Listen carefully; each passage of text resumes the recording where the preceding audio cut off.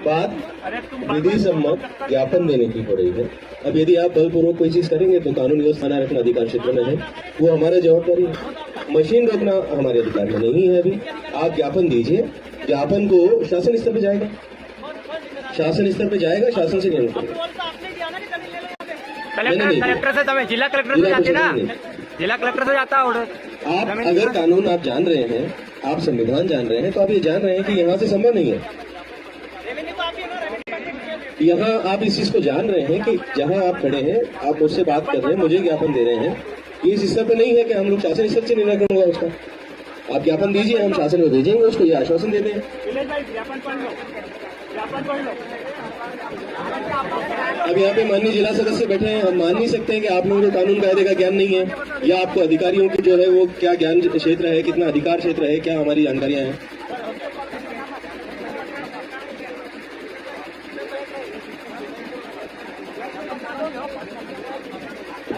ज्ञापन पढ़ने का कह रहे हैं, हम लोग पढ़ देते हैं, पर ज्ञापन तो हम तभी देंगे जब हमारा काम होगा।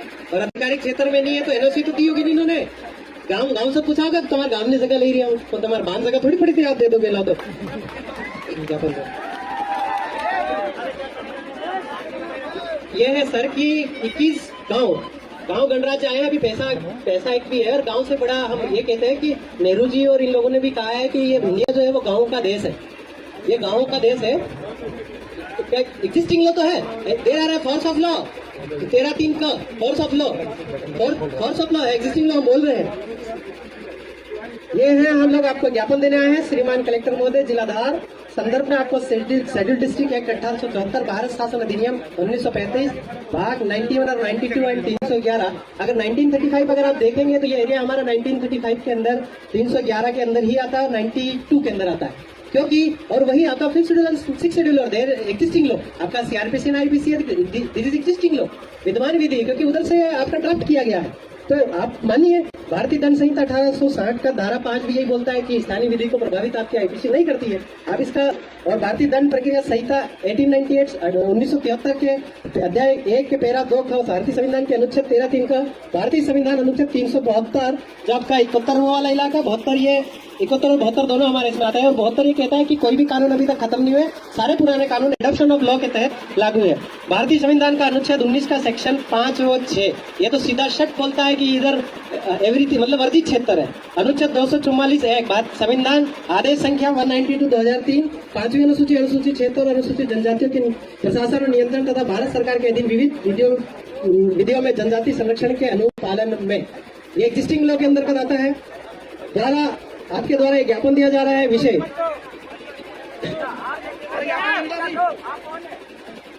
गांव गणराज्य, वहां के हर ग्राम सभा के सदस्य जो 18 वर्ष से ऊपर है और 15 गांव की जो ग्राम पंचायतों को धोखा देकर जो भूमि अधिग्रहण के आदेश को अविलंब निरस्त करे। सुनिए भाई लोग, आपका ये आदेश है और ये मशीन तुरंत बंद करे, या भारत के संविधान अनुच्छेद 13(3) का में लिखित अधिग्रहण के आदेश को अविलंब निरस्त करें। भारतीय संविधान के अनुच्छेद 13(3) का में लिखित फोर्स ऑफ लॉ आदिवासी समुदाय अनुसूचित जनजाति जो कि देश का मालिक है, एब्रोजिनल है, ये जज साहब ने कहा है। और आपका 165 भू राजस्व संहिता में भी अनुसूचित जनजाति के ब्रैकेट में एब्रोजिनल शब्द लिखा है। उसका मतलब क्या है आप समझ लीजिए। रूढ़ी प्रथा, कस्टमरी लॉ, आदिवासी रूढ़ी ग्राम सभा के अनुरूप कार्य, इंडिपेंडेंस एक्ट 1947 के सेक्शन 18 यानी अनुच्छेद 13(3) का 372(1), 372(2) अनुच्छेद 13(3) का में लिखित ऑर्डर यानी इंडियन इंडिपेंडेंस एक्ट 1947 के सेक्शन 7A, B, 7C या संविधान के अनुच्छेद 1 तथा फॉरेन जुडिशियल एक्ट 1947 में आपने वैलिडिटी पे साइन किया, वैलिडिटी एक्ट ऑफ डन, यह संविधान के अनुच्छेद 260 के अनुरूप कार्य नहीं करके संवैधानिक वैधता पे सवाल आप ही खड़ा कर रहे हैं, हम नहीं खड़ा कर रहे हैं। उठने पर एक्सक्लूडेड एरिया यानी वर्जित क्षेत्र, आंशिक वर्जित क्षेत्र, 5वें अनुसूचित क्षेत्र संविधान के अनुच्छेद 1 की संपूर्ण अधिकारिता जुरिडिक्शन तक आपकी कार्यपालिका न्यायपालिका समाप्त कर ग्राम सभा को आपकी सरकार हमको दे दो, हम मशीनों सब हटा लेंगे। क्यों? सही है। निवेदन है कि आपके कार्य क्षेत्र जो धार है कि बदलावर जो है संविधान आदेश संख्या 26/1950 के तहत एग्जिस्टिंग लॉ है और एग्जिस्टिंग लॉ के अंतर्गत ही ये आपका आता है। आप ऑर्डर देख लीजिए। आप अभी कह रहे हैं कि आप शेड्यूल एरिया नहीं है, आपने ये कैसे चाले चली है, क्योंकि एम ऐसी वर्सेस स्टेट ऑफ झारखंड का एक फैसला है जिसमें कहा कि अगर भले 60% पॉपुलेशन नॉन ट्राइब हो जाए तो भी ये शेड्यूल एरिया ही रहेगा। कोई भी, और एक बार शेड्यूल एरिया पे राष्ट्रपति जी हस्ताक्षर कर देते हैं तो वो उन्होंने स्वयं कहा है, प्रतिभा पाटिल जी ने आपका 2 मई 2012 की रिपोर्ट में, कि आदिवासी क्षेत्रों में हम एक बार शेड्यूल एरिया घोषित होने के बाद हमको भी नहीं पता यहाँ कौन सा कानून लागू है, कौन सा कानून नहीं लागू है। यहाँ पे अनुसूचित क्षेत्र अंतर्गत जहाँ आदिवासी समाज निवास करता है वहाँ स्वतः विद्वान विधि लागू है, जो कि भारतीय संविधान की 5वीं अनुसूची आपका 241 अनुसूचित क्षेत्र और विद्वान विधि अनुसूचित जनजातियों के शासन और नियंत्रण को संदर्भित करता है। सदियों से जनजाति बाहुल्य क्षेत्र से परिभाषित होने के कारण ब्रिटिश शासन भी सीधे हस्तक्षेप इधर नहीं किया करती।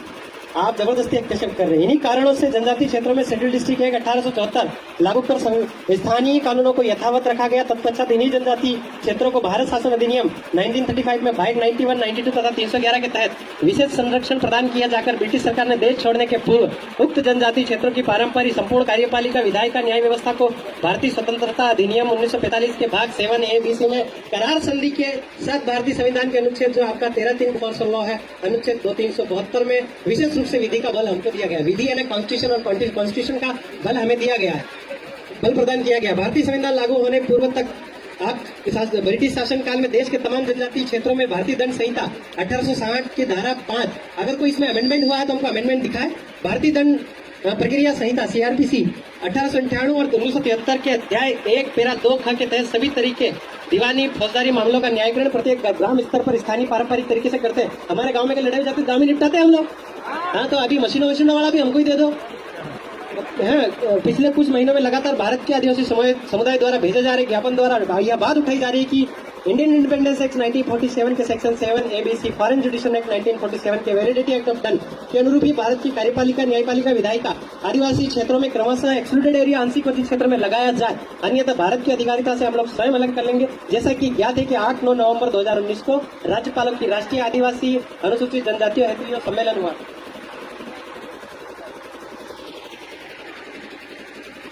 सम्मेलन के संविधान अनुच्छेद 241 के प्रावधान 5 अनुसूची पैराग्राफ 3 के अनुसार राष्ट्रपति कार्यकाल में एक बार होता ही होता है, वो लोग लेते हैं कि शेड्यूल लेने का क्या करना। उन्होंने कहा है कि आदिवासी पैदा होगा, मरेगा, तब तक हम सुविधा देंगे, और यहाँ तो जमीन ही छीन रहे हैं, हमको ऐसी सुविधा आपकी नहीं चाहिए, आप ले जाओ वही विस्तार पूर्वक जानकारी देते हुए महोदय हम बताना चाहते हैं कि अंग्रेजों ने भारत में 3 तरह के शासन किए। ब्रिटिश इंडिया जहाँ अंग्रेजी शासन जो आपका संविधान का अनुच्छेद 1 का भारत है, इंडियन इंडिपेंडेंस एक्ट 1947 का सेक्शन 7A भी यही बोलता है। इंडियन स्टेट यानी भारत के राज्य क्षेत्र इंडियन इंडिपेंडेंस एक्ट 1947 का सेक्शन 7B है। जैसे आपका ये जो हैदराबाद वगैरह के जो इलाके हैं, और ट्राइबल एरिया आदिवासी क्षेत्र जहाँ अंग्रेजों ने शासन किया ही नहीं। अगर किया है तो ऐसा हमको विस्तार दिखाए, अगर किया है तो विस्तार दिखाए। जिन्हें अनुच्छेद 1 के 3 ग के जिन्हें करार संधि ट्रीटी एग्रीमेंट द्वारा आयोजित किया गया, जो कि स्वतंत्र हो चुके थे। आदिवासी क्षेत्रों को 10 साल का राजनीतिक आरक्षण देकर यह कहकर ब्रिटिश भारत बना, भारत में बोला गया भारत जुडिशियल एक्ट 1947 द्वारा यह कहकर मिलाया गया कि आदिवासी अभी शासन चलाने के काबिल नहीं। हम तो कह रहे हैं हम चला लेंगे, छोड़ दो 10 साल के लिए आप हमें अनुच्छेद 334 द्वारा 10 साल का राजनीतिक आरक्षण दीजिए, हम बदले में हम आपको शैक्षणिक आर्थिक आरक्षण देंगे। महोदय, भारतीय संविधान के आदेश संख्या 26 पार्ट बी स्टेट ऑर्डर 1950, यहाँ तक कि सरकार की कार्यपालिक शक्ति का विस्तार नहीं हुआ है तो प्रूफ के तौर पे हमें ट्रक पत्र आप पेश कर सकते हैं। जैसे झारखंड में हुआ था, आपका भोपाल के राज्यपाल जी ने एक बार किया था। यहाँ अनुसूचित जनजाति कार्यपालिक शक्ति का विस्तार जो है अनुसूचित जनजाति में हमारे पटेल है क्या? तो फिर हमारे सब है हमारे पास। तो जो अनुसूचित जनजाति में ही नहीं थे, इससे पारंपरिक ग्राम सभा सर्वोपरि है। और वेदांता बनाम इंडिया में ये कहा है कि न लोकसभा न विधानसभा, सबसे ऊंची ग्राम सभा। अगर नहीं मान रहे तो देशद्रोही आप ही है, कोर्ट ऑफ कंटेम्प्ट आप कर रहे हैं। महोदय, यह जो करार है अनुसूचित क्षेत्र में भारत शासन की अधिकारिता में हुआ है, जिससे आपकी संपूर्ण अधिकारिता वैलिडिटी के साथ हमारे अनुसूचित क्षेत्र में सारी कार्यपालिक शक्ति, विधायिका, न्यायपालिका करार के माध्यम से चल रही है। इस व्यवस्था में हमें काफी समस्याओं का सामना करना पड़ रहा है। श्रीमान जी से निवेदन है कि हमारा समस्या का समाधान करें, अन्यथा आपकी अधिकारिता जो है हमारा एग्जिस्टिंग लॉ, ट्राइबल पावर, उधर जमीन से आप निकलो, खत्म करें। समस्या निम्नलिखित धार के जो 21 गांव है, औद्योगिक निवेश इंटरनेशनल कॉरिडोर आ रहा है, जिससे सबसे ज्यादा आदिवासी एब्रोजिनल निवास करता है। जो गांव इस प्रकार है: धोलीकुआ, खेड़ा, बागापाड़ा,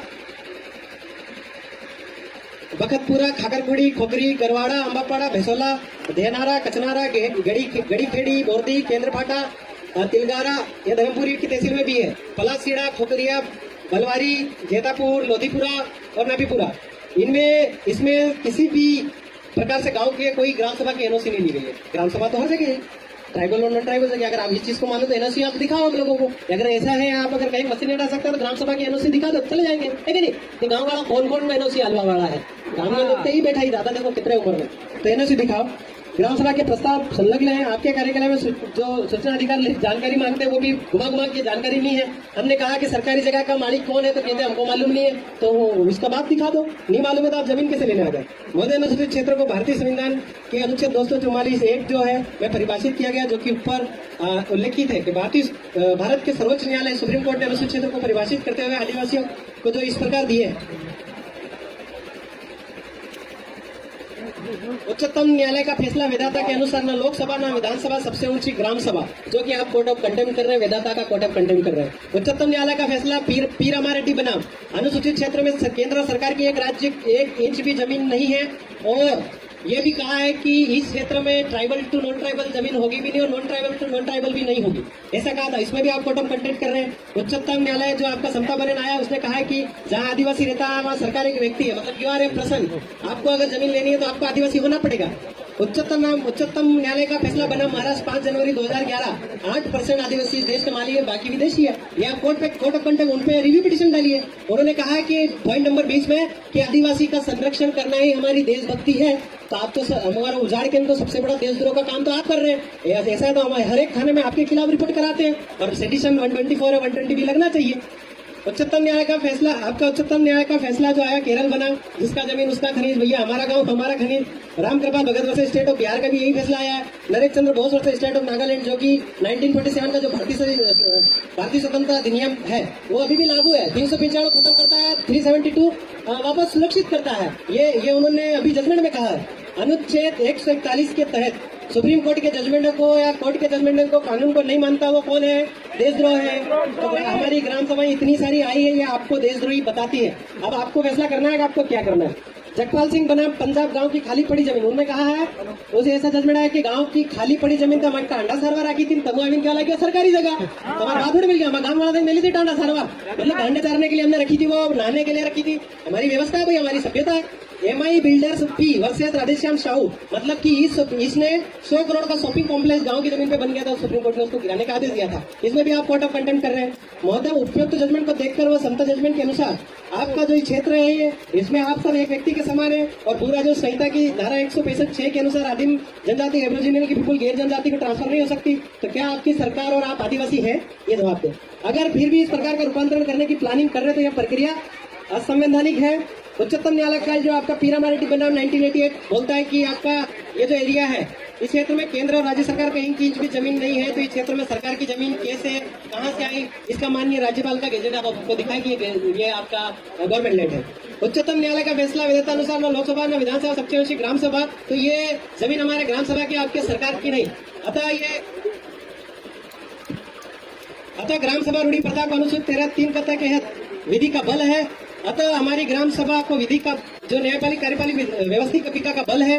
अगर इन 70 सालों में ग्राम सभा विधान विधि का प्रबंध विधि को कमजोर करने में के लिए कोई संशोधन हुआ है तो अनुच्छेद 13(2) के तहत वो शून्य हो जाता है। माननीय, आपका कैसा